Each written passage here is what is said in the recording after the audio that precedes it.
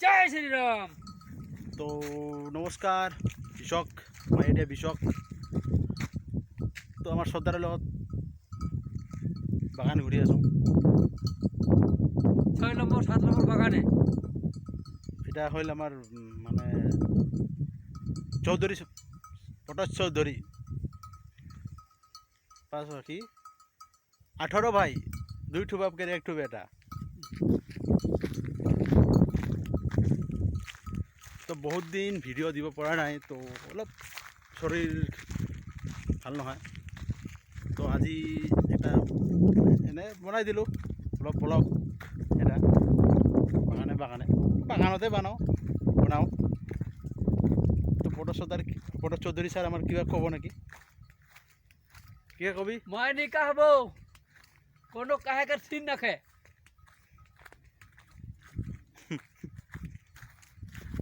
ভাবিলোঁ চেনেলটো মানে ব্লগ বনোৱাৰ টাইমে পোৱা নাযায়, ব্লগ ইফালে যাৱাৰ সময়ে পোৱা নাযায়। তো কেইদিনমান আপোনাক কেইটামান সাধু কথা শুনাম। তো প্ৰত্যেকটা ভিডিঅ'ত এটা সাধু কথা শুনাম। তো যদি ভাল লাগে প্লিজ লাইক কৰিব, কমেণ্ট কৰিব, ছাবস্ক্ৰাইবটো কৰিব। তো সাধু কথাটো আজি বেলেগ এটা সাধু কথাই আৰম্ভ কৰোঁ না। তো সাধু কথাটো কি আছিল, এটা ৰজা আৰু এটা মানুহৰ মানে সাধু কথা। তো সাধু কথাটো আছিল যে এটা ৰজা আছিল আৰু এটা দুখীয়া মানুহ আছিল। তো মানুহটো মানে বেলেগ পিছত আহে। তো ৰজাই কি কৰিলে, তাৰ জীয়েকক বিয়াৰ মানে আয়োজন কৰি আছে, যে এটা তাৰ জীয়েকক বিয়া দিব। তো মানে দৰাটো কেনেকুৱা হ'ব লাগিব, তো যি এটা পুখুৰী নহয়, এটা কুঁৱা থাকে, তাৰ কুঁৱাত ভিতৰত সোমাই 3 দিন থাকিব লাগিব। যাৰ কালি সময়ত 3 দিন থাকিব লাগিব। সেই 3 দিন যিয়ে থাকিব সেই ল'ৰাটোক তাৰ জীয়েকৰ লগত বিয়া দিব। তো চবেই হ'ল, কেইদিনমান থাকিল নহ'ল। তাৰপিছত সেই দুখীয়া মানুহটো আহিল এদিন, যে মই থাকিম। সি 3 দিন থাকিল, পূৰা একদম হৈ গ'ল। তেতিয়া ৰজাই ভাবিলে, এই দুখীয়া মানুহটোৰ লগত মোৰ যিটো জীয়েকক বা মোৰ বেটীটোক বিয়া দিওঁ, তো সি থাকিব নোৱাৰিব না। তো সি বুদ্ধি কৰিলে, এতিয়া কেনেকৈ মানে কি কৰিব, এতিয়া তাৰ লগত বিয়া নিদিব। তো ক'লে যে কেনেকৈ আছিলি এই কুঁৱাত। তো এই দুখীয়া মানুহটো ক'লে যে মই আচলতে সেই ৰাতিপুৱা হ'লে মই সূৰ্যটো দেখি আছিলোঁ, আৰু ৰাতি হ'লে মই এই চন্দ্ৰটো চাই আছিলোঁ। তো ৰজাই ভাবিলে, তো সেই সূৰ্যৰ পৰা মানে গৰম পাইছিলে, আৰু ৰাতিপুৱা মানে সন্ধ্যা ৰাতি এই চন্দ্ৰৰ পৰা মানে তাপ পাইছিল আৰু কি, পোহৰৰ পৰা। তো সেই মিছা কিবা কৰি তাক মানে বিয়া নিদিলে।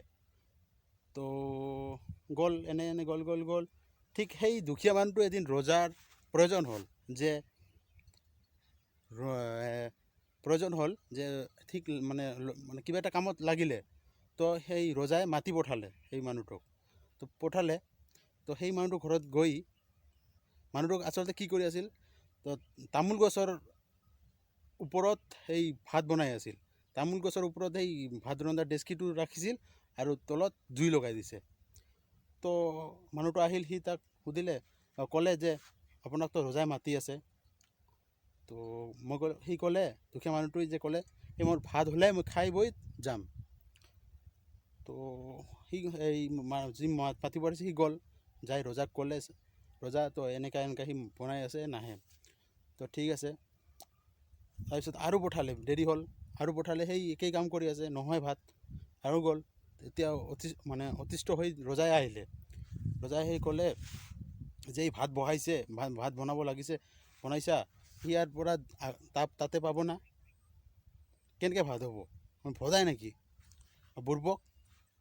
তো মানুহটোৱে ক'লে তেতিয়া যে মই যে সেইদিনা এই কুঁৱাত 3 দিন আছিলোঁ, এই সূৰ্যৰ তাপ মোৰ শৰীৰত লাগিছিল নেকি, বা এই চন্দ্ৰৰ পোহৰটো লাগিছিল নেকি?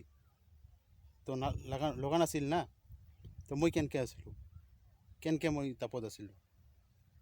তো সেই কথাটোৱেই তাৰপিছত ৰজাই উপায় নাপায়, তাৰ সেই দুখীয়া মানুহটোৰ লগত এই তাৰ জীয়েকক বিয়া দি দিলে। তো এইখিনিয়ে ভিডিঅ', এইখিনিয়ে সাধু কথা। যদি ভাল লাগিল লাইক কমেণ্ট ছাবস্ক্ৰাইব কৰিব প্লিজ। তো বাই।